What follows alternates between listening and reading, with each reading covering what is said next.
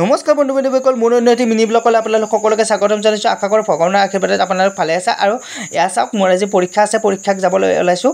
Ready হৈ ল'লোঁ আৰু এইফালে পঢ়িছিলোঁ, অলপ কিতাপ সামৰি থ'লোঁ। আৰু এইফালে মায়ে ৰুটি বনাই দিলে, ৰুটি চাহে মাৰি লৈ একেবাৰে পৰীক্ষাক যাবলৈ ৰেডি হৈ ল'লোঁ। মই এয়া চাওক, চাহ খাই আছোঁ আৰু মোবাইলটো ধৰি অলপ দেখুৱালোঁ আপোনালোকক। মায়ে কৈছে মোবাইল ধৰি থাক, পৰীক্ষা দিব নালাগে।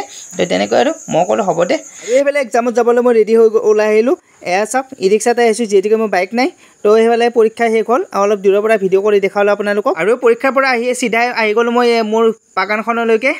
যদিও মোৰ বাগান বুলি কৈছোঁ, এইবিলাক মই ৰোৱা বস্তু নহয়, এইবিলাক মায়ে ৰুইছিল। তো তেনেকৈয়ে মাৰ কাৰণে এইবিলাক খাই থাকিব পাৰিছে দুই এটাকৈ।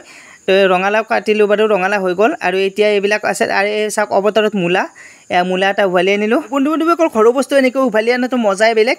তো তেনেকৈ এয়া চাওক, লেচেৰা মাহ সম্পূৰ্ণ লাগিলে। ঘৰৰ পাচলি বাগিচাখনত এনেকৈ বস্তুবোৰ লাগি থকা দেখিলে সঁচাকৈ বহুত ভাল লাগে। তো এয়া চাওক, জিকা লগাইছিলোঁ, জিকা এইবাৰ লতা বগাব ধৰিছে। আৰু এই তিয়হ লাগিব ষ্টাৰ্ট কৰিছে। আৰু এইফালে চাওক, ভোট জলকীয়া অলৰেডি লাগিছে। তো যিহেতুকে আমাৰ ঘৰত দুটা মানুহে জলকীয়া বেছি নাখাওঁ বাৰু, তথাপিতো লাগিলে এনেকৈ বস্তুবিলাক ভাল লাগে। তেতিয়া এনেকৈ সকলোবিলাক লাগি আছে। তো এয়া চাওক, এয়া মাৰ কষ্টৰ ফল সম্পূৰ্ণ। এয়া মই ৰোৱা বস্তু নহয় বাৰু। এয়া চাওক এইফালে।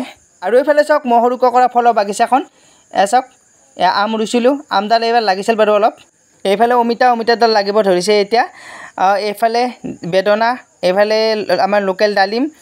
তো এইফালে সকলোখিনি এনেকৈ ৰুইছে। আৰু এইফালে মৌচুমীডাল লাগিছে, লাগিব ষ্টাৰ্ট কৰিছে। চাওক মৌচুমীকেইটা ইমান ধুনীয়াকৈ লাগিছে। মই যিহেতুকে গুৱাহাটীত থাকোঁ, তো যিখিনি টাইম পাওঁ ঘৰত আহি সেইখিনি টাইম এনেকৈ কিবা কিবি কৰি থাকোঁ, আৰু মায়ে কৰে। গতিকে দুয়োটা মিলি এনেকৈ